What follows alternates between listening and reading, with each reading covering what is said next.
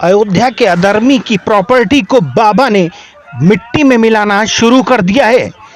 अयोध्या में नाबालिग लड़की से बलात्कार के आरोपी मोहित खान की प्रॉपर्टी पर बुलडोजर चला, जिसमें उसकी तमाम अवैध संपत्तियों को मिट्टी में मिला दिया गया है।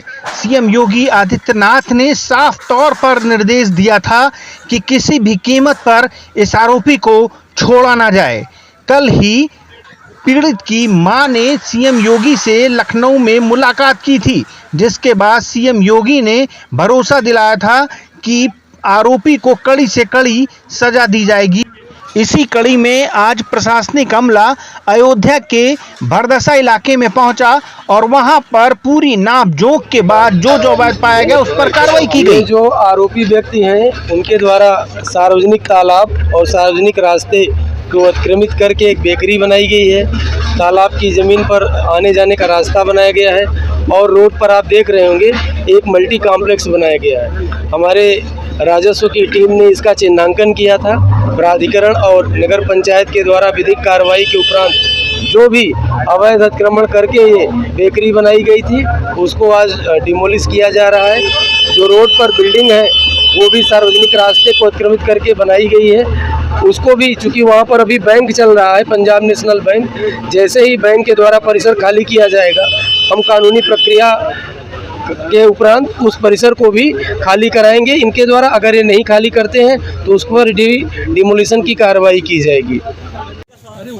एडीएम प्रशासन ने बताया कि आरोपी ने कई जगहों पर सरकारी जमीन पर कब्जा किया हुआ था, जिस पर बुलडोजर चला है और उसे खाली कराने की प्रक्रिया चल रही है।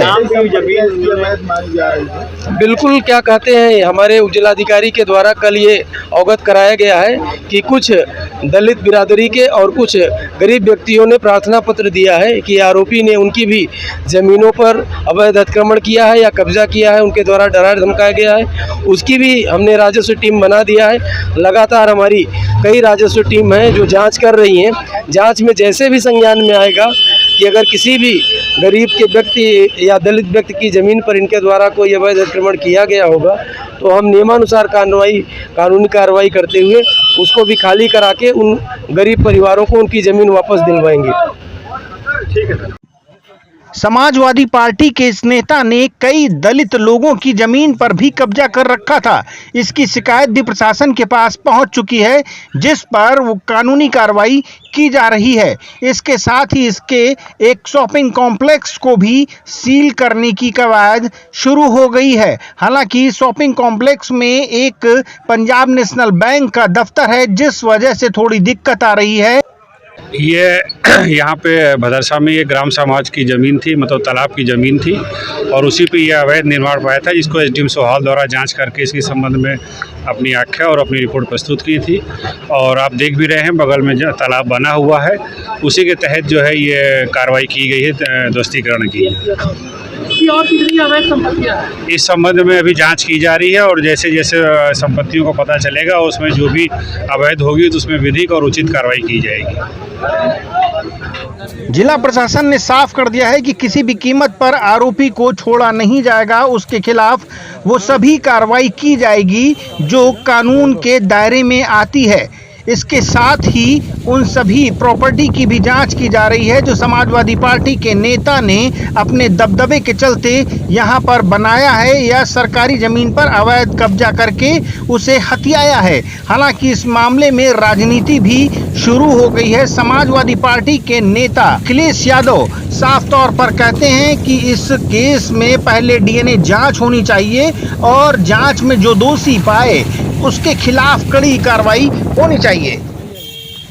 हालांकि स्थानीय लोग बताते हैं कि मोहित खान का इस इलाके में काफ़ी दबदबा था। उसका संबंध न सिर्फ स्थानीय सांसद से था बल्कि उसकी पहुंच लखनऊ में भी बड़े नेताओं तक थी। लेकिन अब वो सीएम योगी के राडार पर चढ़ गया है। ऐसे में एक बच्ची के साथ दरिंदगी करने का आरोपी का बच पाना बेहद मुश्किल है।